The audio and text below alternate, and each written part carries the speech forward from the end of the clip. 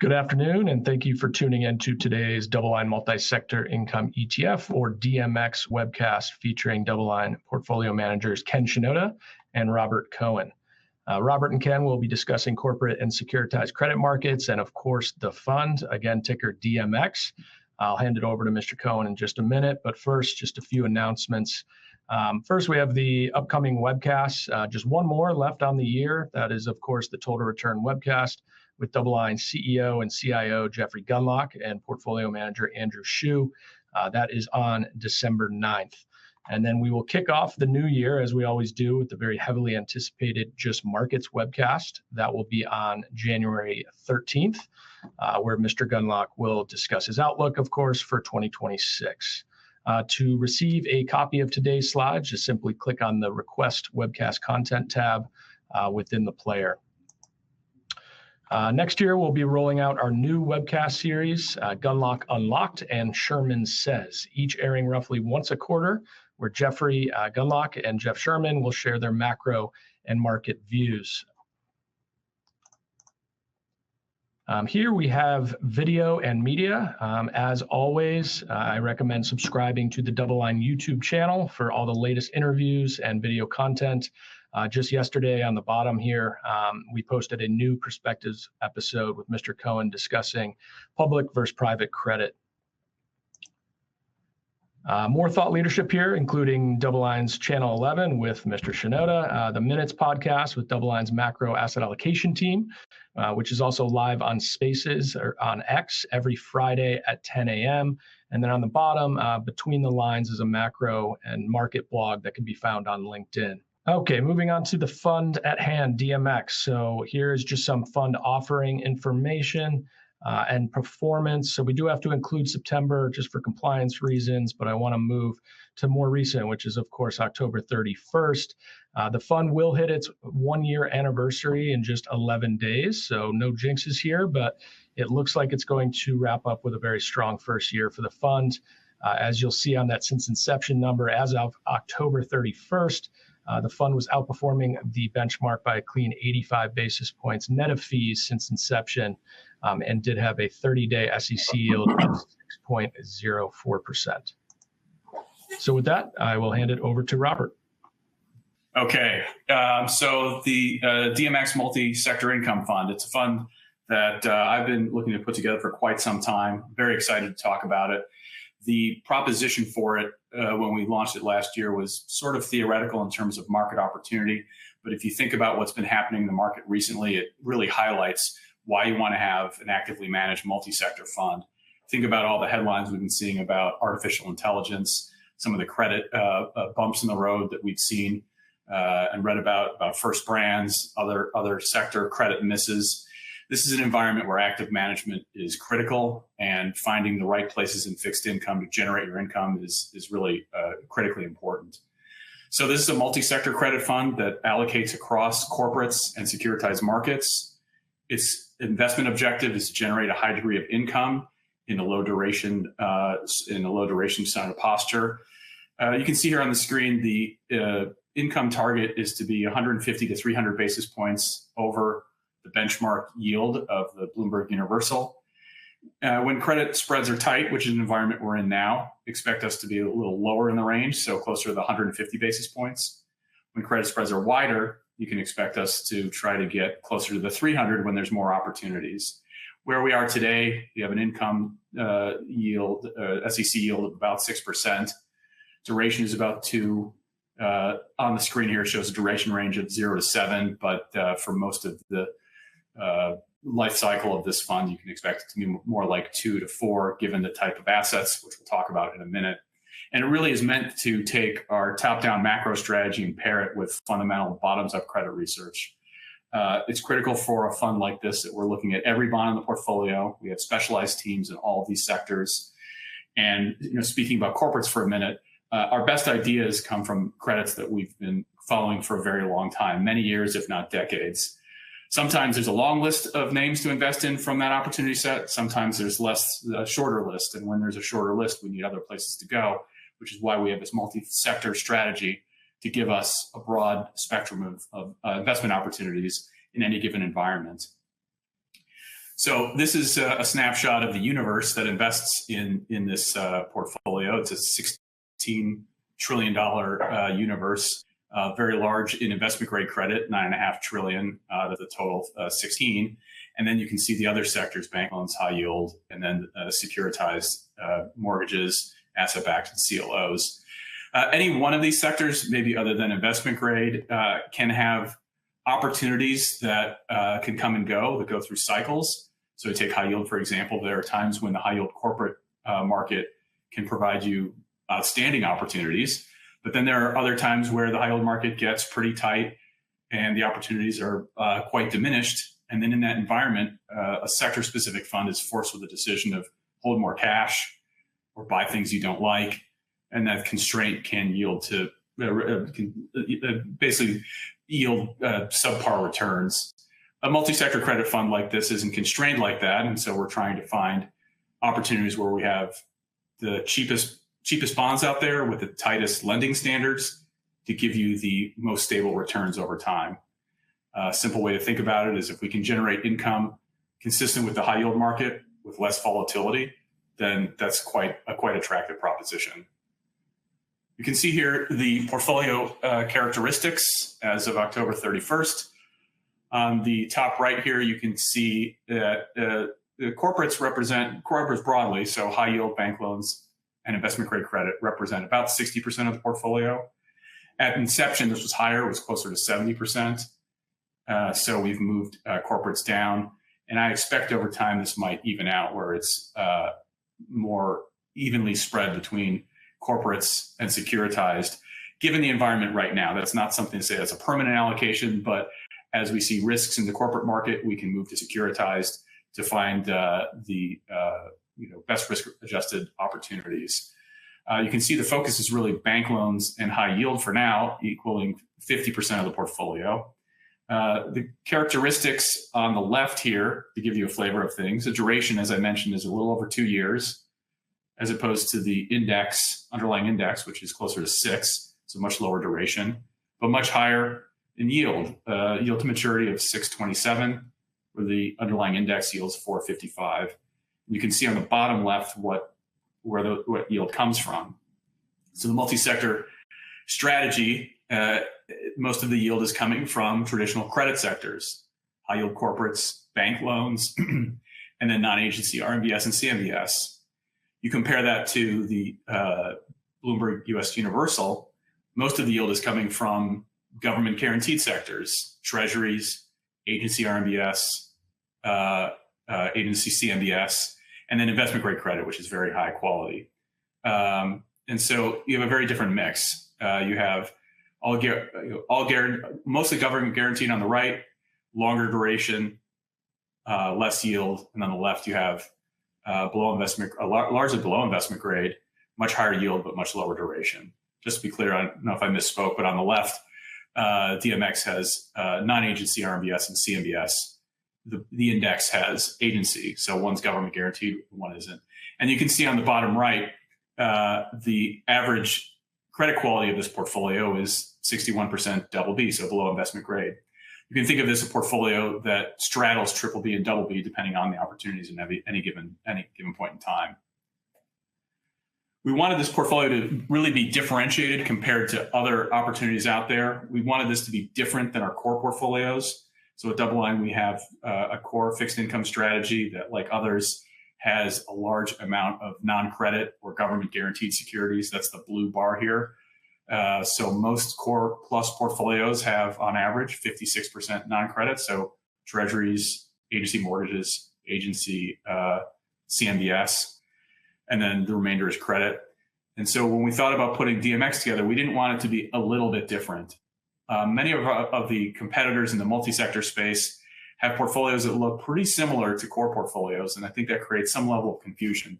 If the duration is similar and the credit quality is similar, what are you getting by adding that portfolio to your holdings? We wanted DMX to stick out and be more clearly differentiated. And so you can see that it's basically all credit. If you look at the duration characteristics I mentioned, it's much shorter in duration and much higher in income and in yield. So it does something different in a portfolio. You can think about as a way to add it to a portfolio, maybe 20 to 40% of your core fixed income portfolio could be a strategy like this, so that you can increase the income and the yield of the overall core plus exposure that you have. And then over time, that should generate higher returns and be a true diversifier, because you're owning something that is significantly different than your foundational core plus type of allocation. That's how to add it to a fixed income portfolio. I think at the moment there's really outstanding opportunity to add this to, or use as a replacement for, equity portfolios. Most investors are overweight equities. Equities have had a tremendous run, but it's unlikely the performance we've seen over the last few years is repeated. If you strip out the technology part of the S&P 500, S&P 500 is about 15%, and you cut out the tech part, you're probably up half that. So your return is going to look a lot more similar to a high yield portfolio or a credit portfolio. So if, let's say as a thought experiment, tech doesn't do as well next year, or you compare it to S&P or equity sectors that don't have a lot of tech, like the equal weighted S&P index or the Russell 2000, those have high single digit returns. And so if you are going to generate a high single digit return in equities, and you could generate a somewhat similar return in credit with a lot less volatility, credit looks pretty interesting as an alternative to a stock portfolio. So maybe you pair off some stocks and buy some credit. I think that's a strategy we've been recommending for a while, and I think it's a good way to maybe take some risk off the table as markets get pretty frothy. I'm going to focus now on corporate credit, and when I'm finished with that, I'm going to hand it over to my colleague Ken Shinoda, who's going to speak about securitized. I think that the high level takeaway here is that the corporate credit market is in good shape. There are clouds forming on the horizon, so there are things to look at. But if you look at where things are today, we're pretty strong. So these are the things I'm going to talk about. Earnings are strong for investment grade and high yield. Maybe not so much for bank loans we'll talk about, but fundamentally most of the corporate credit market has good fundamentals. M&A activity is where you see excesses, but M&A has been pretty low over the last few years, really since the pandemic.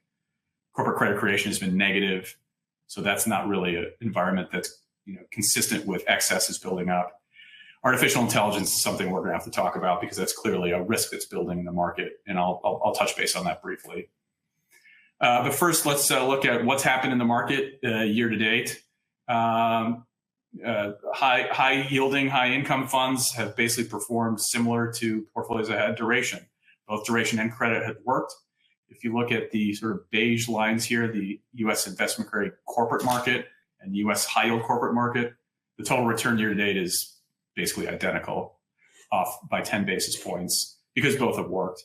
What hasn't worked as well is shorter duration. So leveraged loans, which have actually more yield than high yield, have underperformed. The leveraged loan index is only up 5% versus high yield up 7.4.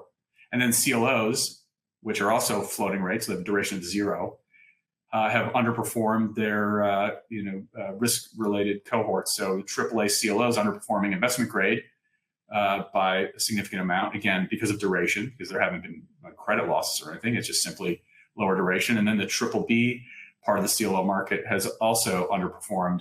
That would be closer to high yield. So really, assets that have duration and high income have been the winning strategy. And you can see even off to the left, agency mortgages that have a longer duration have performed well. And then just to round it out, foreign currencies have done quite well year to date. This slide is quite busy, but I think it forms the basis of the whole reason why you want a multi-sector fund like DMX. I'm going to focus on the very bottom. This has this percentile ranks, various asset classes. I'm going to start with the U.S. investment grade corporates, third from the left. You can see it's in the fourth percentile rank, which means that only 4% of the time is it actually tighter in spread than it is right now. High yield is further to the right, the sixth percentile rank, so also very tight in terms of spreads. But then there's other sectors like RMBS. Both the AAA and legacy RMBS is above average spread. And then CMBS is in the 73rd percentile for BBBs all the way to the right. And so you can see that sectors are not all tight and spread at the same time. The cheapness of sectors can be quite different in an environment where overall spreads are tight. That's the whole point here. And trying to find areas where there's some spread, but watching credit risk is an important thing. So interestingly, the two sectors that look like they have more opportunity, RMBS and CMBS, actually have tighter lending standards. And so you're getting a tighter credit, you're getting a higher quality credit with more spread. Well, that's pretty good opportunity. It happens to be where we're allocating excess dollars now. We're allocating it away from primarily bank loans that have been cut from 30% of the portfolio to 20, and moving that to those sectors that we find are more attractive. Now, we'll talk about bank loans in a second. Bank loans yield more than high yield. So on a spread basis here, you can see that they are in the 19th percentile. So comparing that to high yield, it looks cheaper, but there's underlying credit concerns there. So we won't necessarily buy something just because it has a higher spread. It has to have a higher spread, and we like the credit quality. Those are the two critical components you need to put together. This is a point that I touched upon earlier. You usually have a lot of risk in an asset class when you have growth in that asset class. But corporate credit as a whole has been shrinking really since the pandemic. And so this slide is not consistent with a lot of excesses building in the market. And so this is one of the reasons why I feel relatively comfortable at corporate credit overall, even though there's pockets we need to be concerned about. Overall, you usually see big problems when you see big growth in a sector, like before the financial crisis or before the dot-com era that people have been talking about a lot. Right now, it looks pretty clean.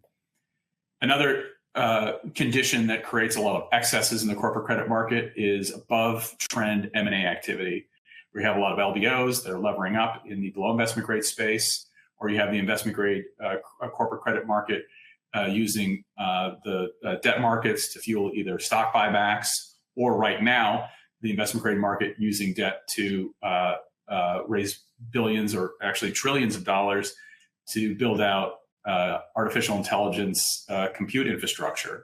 It's a small part of the market now, but something we need to be concerned of. Really, since the pandemic, M&A activity has been below trend. As it comes back to trend and beyond, it's something we need to watch in the coming years, but it's not here today, so we don't think you're supposed to be worried about it yet. What is interesting, and I think is another argument for active management, is that dispersion is very high in the high yield index, high yield and loan index. So dispersion really means the difference in spreads between different sectors of the market. So comparing telecom to healthcare, capital goods, and so on. And what this tells you is that we really live in an uneven economy where there's some sectors that are performing quite well, but other sectors that are not performing so well. And the dispersion level now is actually the 85th percentile. So really only 15% of the time does high yield have higher dispersion than it does right now.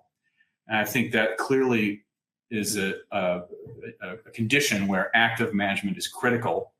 I think buying the index is going to give you subpar returns. It's going to expose you to more drawdown risk.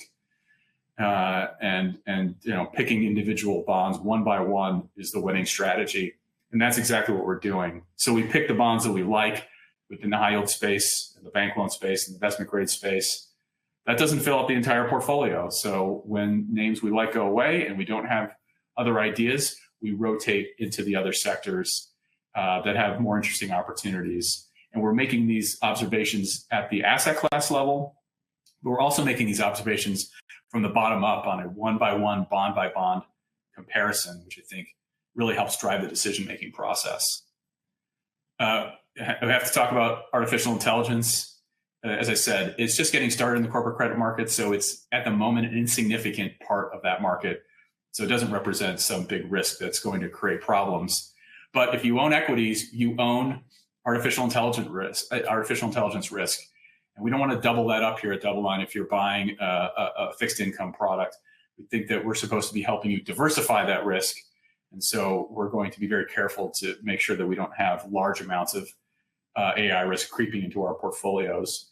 But I think the bigger macro observation is if the projections are right and the market is going to try to spend $5 trillion building out data center compute capacity for these AI models.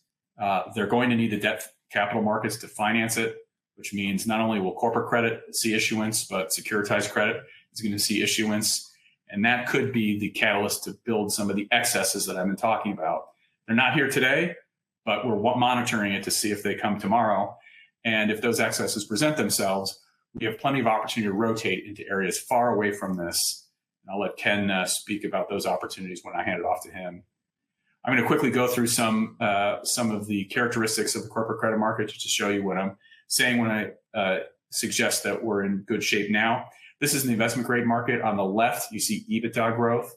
So if earnings are growing, earnings in terms, EBITDA is a metric for earnings growth in the corporate credit market. If earnings are growing, companies can service their debt loads and credit is generally in a healthy condition. You can see on the right the spreads. This is across the corporate credit market from AAA to single B. And you can see that the spreads are relatively tight, which we've talked about. So for investment grade, there's a valuation concern, but not an underlying fundamental concern. This shows ratings. So one of the key things about investment grade and high yield is it's been increasing in credit quality for some time. The triple B sector of the investment grade market has been shrinking, while the single A sector of the investment grade market has been growing. So really since the pandemic, corporate borrowers have been reducing risk and paying off debt. And then consumers as well generally have been paying off debt. They haven't been relevering. And so you're seeing that in these improved credit quality standards. On the right, we see the upgrade-downgrade slide, which is kind of busy to read. But the last reading is 2, which means for every 2 upgrades, there's only 1 downgrade. And so we're still in an environment where we see this improving credit quality. And that's a reason why you should be, a reason why you should be comfortable with the investment grade corporate credit market. High yield is a similar story. EBITDA is positive. Below investment grade borrowers need earnings to service their debt load, to be able to refinance. So if you have positive earnings and cash flows, you're in good shape.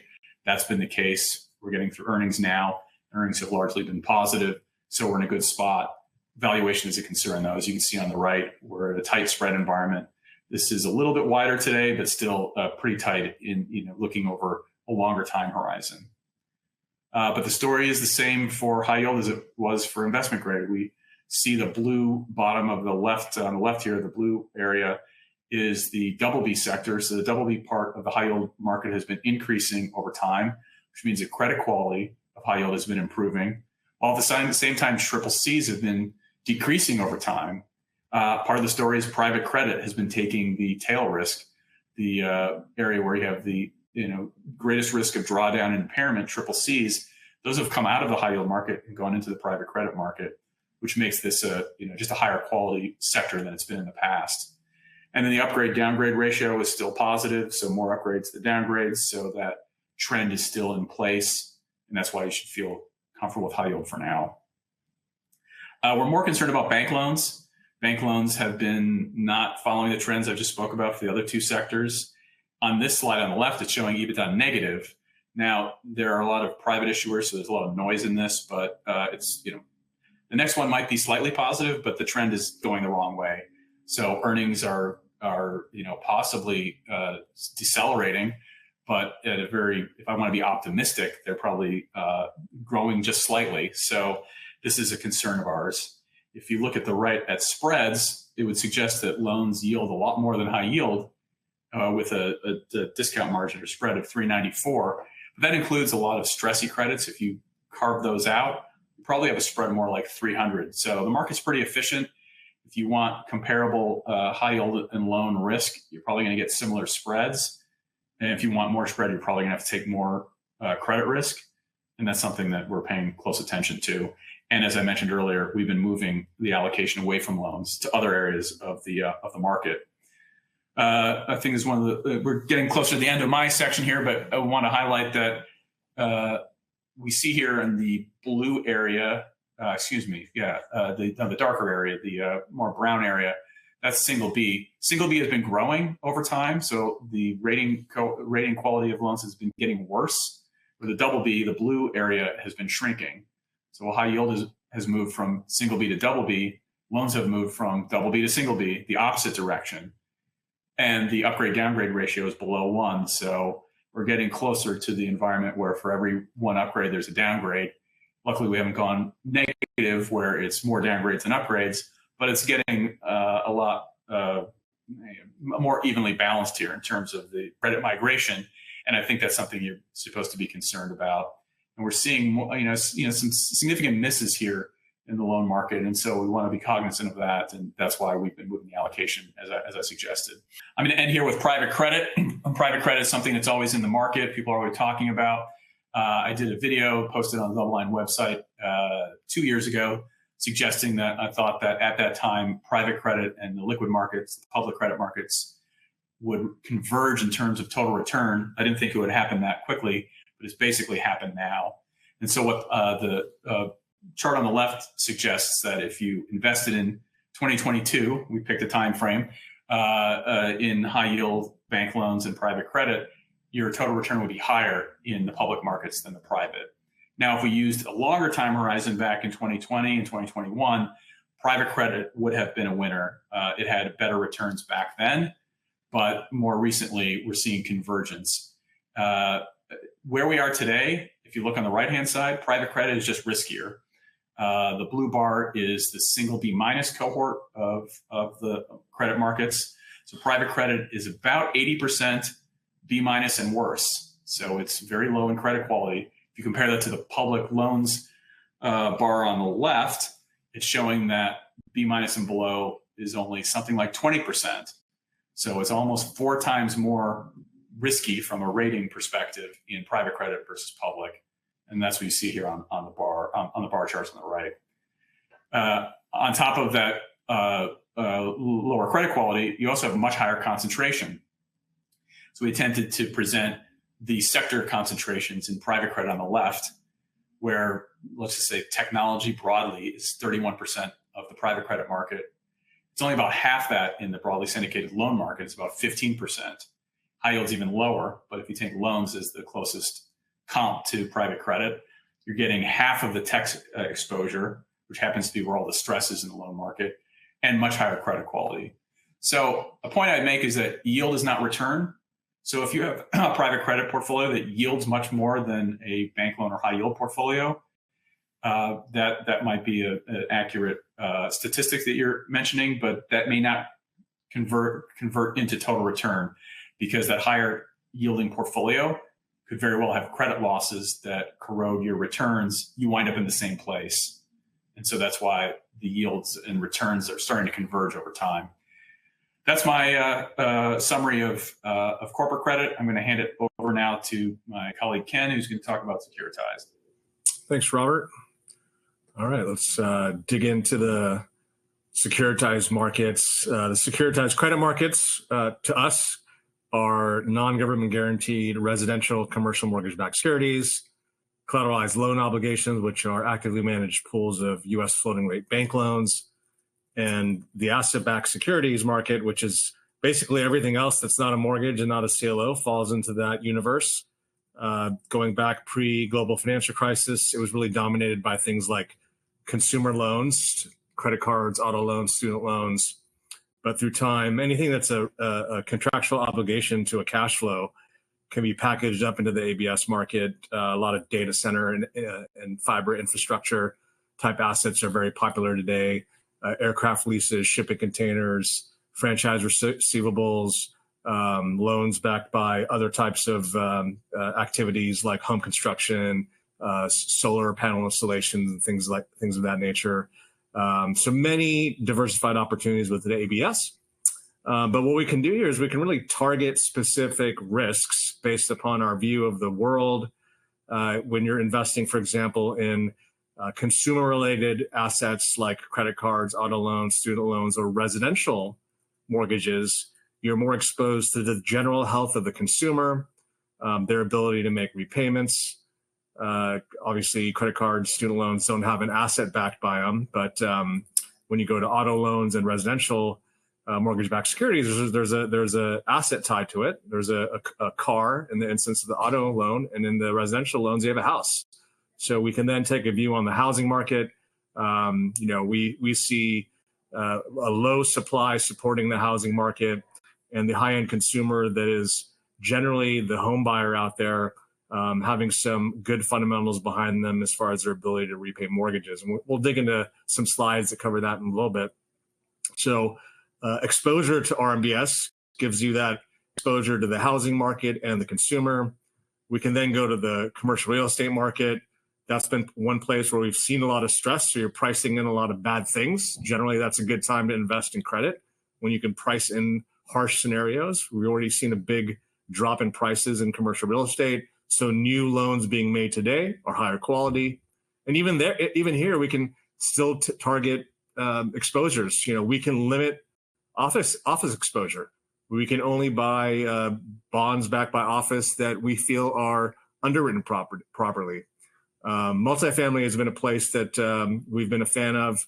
There's some headwinds today, but generally recession resilient is going to be multifamily, whereas hospitality is more cyclical and exposed to recessionary periods. But coming out of COVID and into the inflation environment of the 2022, 23, 24 time environment, hospitality is one of the best inflation hedges because you can raise your hotel rates on a daily basis. So I can now go and pick and choose exposures across these different markets to gain different risk reward profiles. In the CLO market, that's going to be most correlated with the corporate credit market.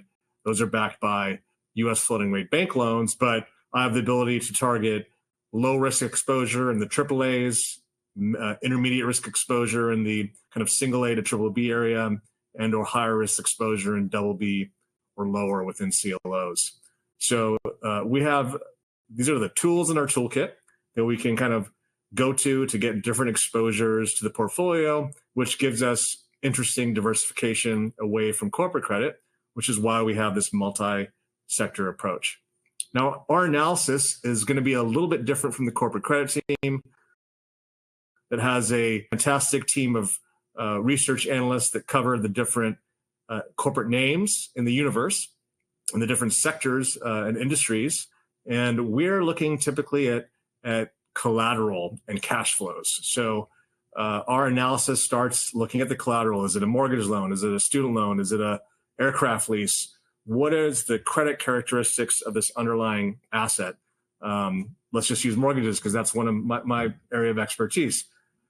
Who's the borrower? What's their credit score? Do they have a high, what we use is a FICO score, Fair Isaac's credit organization.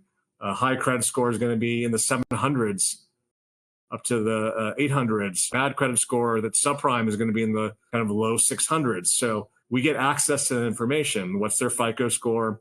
What's their loan to value? What's their debt to income? What's the income documentation? Do they have full documentation, W-2, or is this a self-employed borrower? Documentation, you need documentation these days. Going into the global financial crisis, we got to a point where there was, in some instances, no doc loans being made. That's definitely not the case today for the residential mortgage market.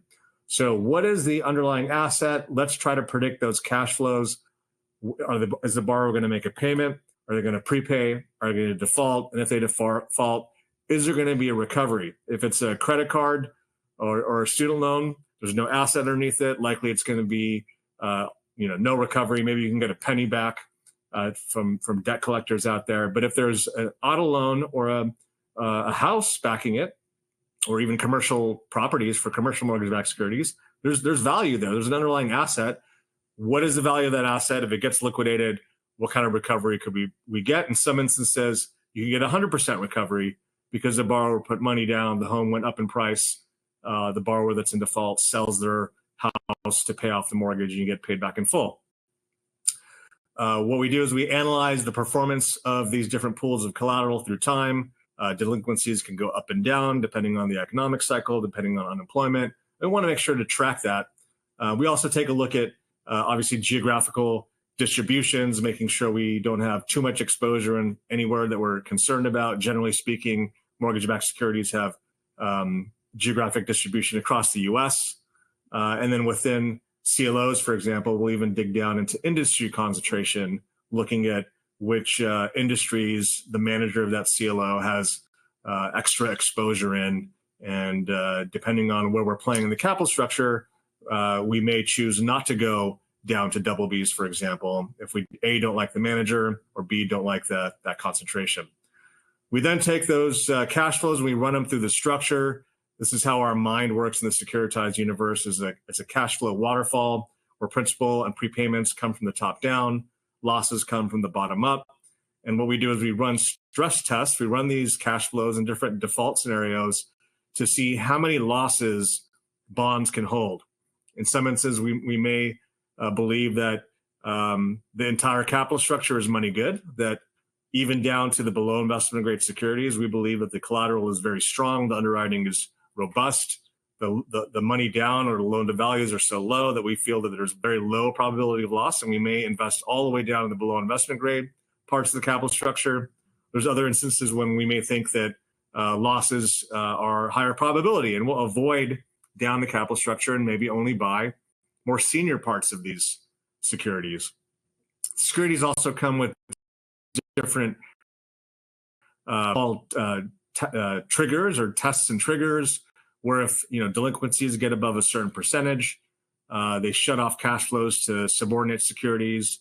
They turbo down the senior securities. There can be excess interest coming from the coupons on the underlying assets that are greater than the coupons on the underlying liabilities or bonds, and that excess interest can cover losses. So there's other structural ways that we can protect bondholders, which is unique to the securitized market.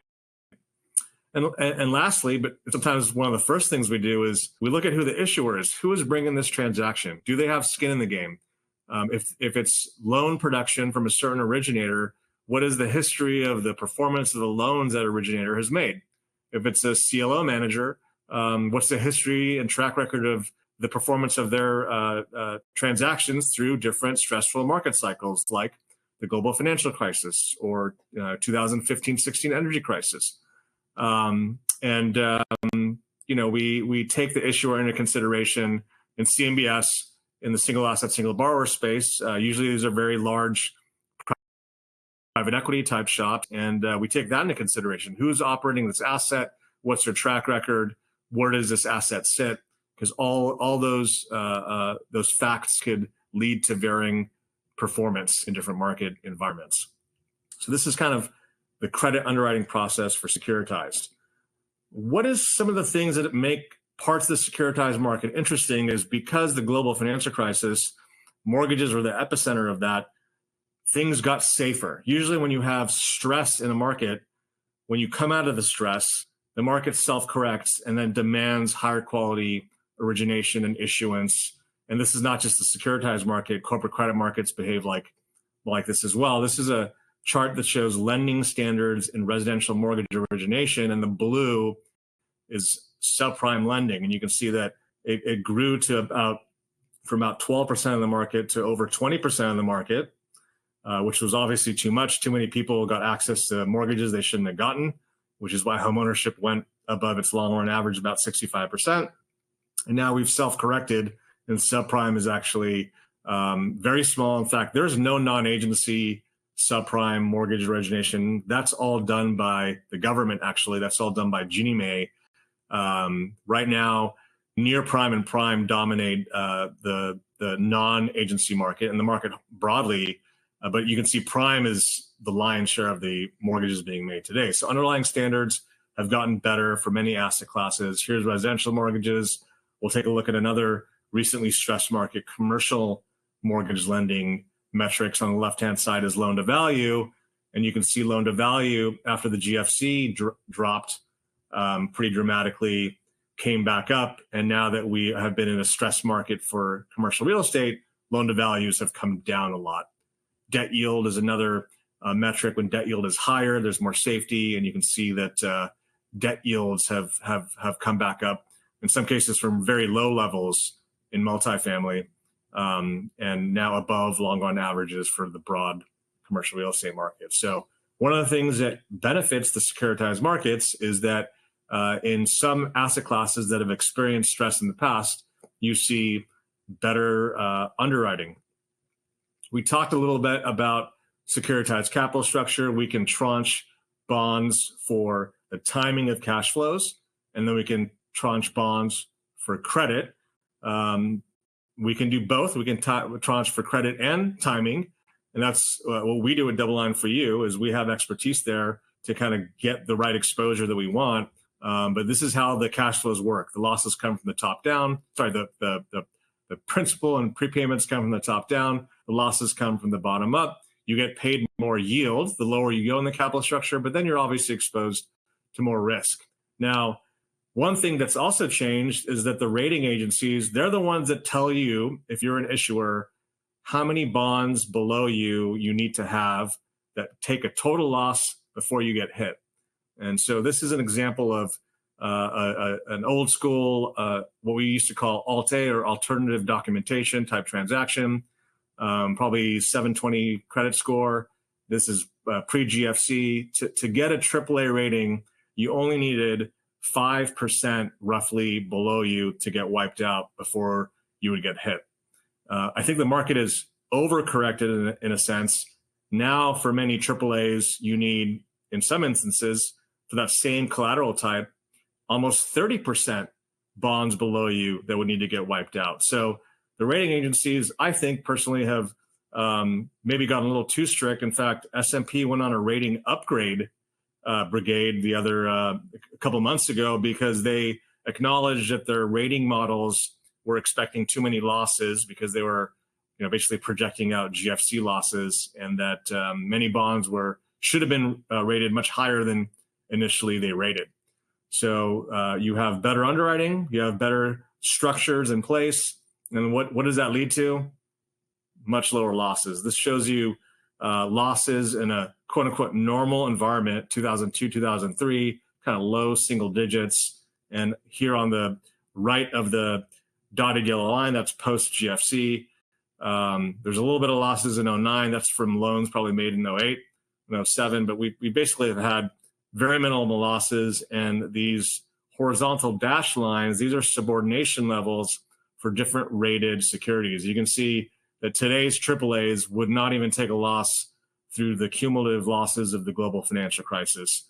And triple Bs probably would get hit, but I think the collateral quality and the underwriting is probably even better than the early 2000s.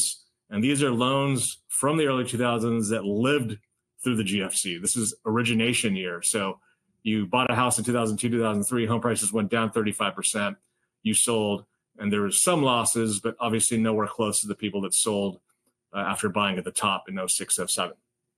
So markets that have experienced trouble typically correct themselves, higher underwriting quality, better protection in bond structure.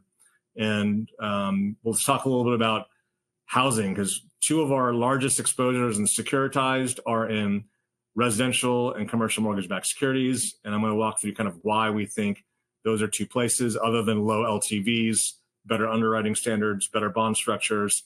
We have a shortage of housing in the US. Here you can see in the blue is existing inventory. We got crazy. The long run average is call like 2.25 million units. We went way above that pre-GFC. In 2007, we had almost 3.5 million units, plus almost 2+ million units of new inventory. And then we collapsed. We've been collapsing in inventory because we really haven't been building enough homes relative to population growth. And during the kind of heart of the pandemic, we actually got to sub 1 million units of existing inventory. Just think about how many people live in the US, or the population growth that we see. And here you can see inventory has been coming back up a little bit, but we're still sub 1.5 million units, sub the long run average. And while new inventory has increased, we still have pretty low aggregate inventory. This is why home prices have stayed relatively stable and actually gone up in the face of rising rates, because home prices are driven more by supply than they are by rates. In fact, if you think about 2009 and 10, rates fell and home prices didn't bottom until 2012. And guess why? That's when inventory levels finally fell below kind of the long run equilibrium average. And then that helped home prices start to rise. So low supply of homes will help support housing. Much of the bonds we buy are not just from bonds made from loans made today. There could be bonds that the loans were made a year, 2, 3 years ago. And those homes have experienced a lot of home price appreciation. So in the aggregate universe out there, there's just a lot of home equity. That home equity can be is valuable. People aren't going to walk away from it. During the global financial crisis, there was a lot of, throwing the keys back to the servicer. If you put down 20, 30%, that is cash that you put down. You're going to perform on that mortgage. And if you're not going to perform, you're going to sell the house, pay off the loan, and take that equity. So that's going to help, we think, limit losses. On the commercial real estate front, we've seen the pain. This is a National All Property Index. The dashed blue lines is the all the different subsectors put together. You can see that it's been quite negative, peak to trough. You can see the National All Property Index was down 12%, and it's now ticked positive. So properties are now starting to go up in value. Here you can also see the different subsectors. Office was hit the hardest. Office peak to trough down 24%. Yes, I know there's some office that's going to be down more than that. There's some office that's going to be down less than that. This is based on repeat sales, so you have to take the index with a grain of salt. What's interesting to me here is that retail was actually one of the better performing subsectors outside of industrial, and industrial barely went down. We actually do think industrial has some headwinds because there's been a ton of supply being built. Just think about all the data centers being built too. It's kind of part of the industrial market as well.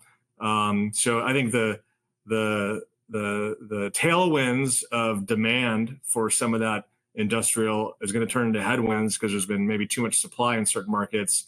But retail is one of those things that was a problem like 10 years ago. And so the market self-corrected. The loans being made got better.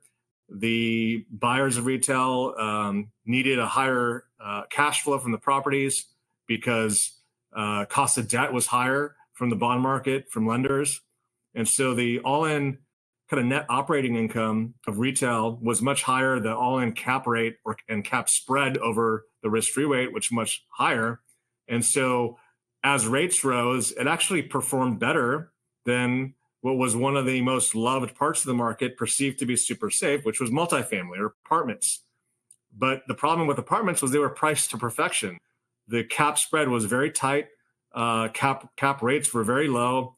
There was a time period in 2023 where people were still trying to sell multifamily with a 4% cap rate, and you could buy the 10-year treasury for north of 5%. You could buy the whole yield curve for north of 5%. You could buy T-bills for north of 5%. And so multifamily really got hit harder by the rate move, and retail was already pricing in some of the bad things. It's kind of this theme we've been talking about, being in markets where the bad things are priced in.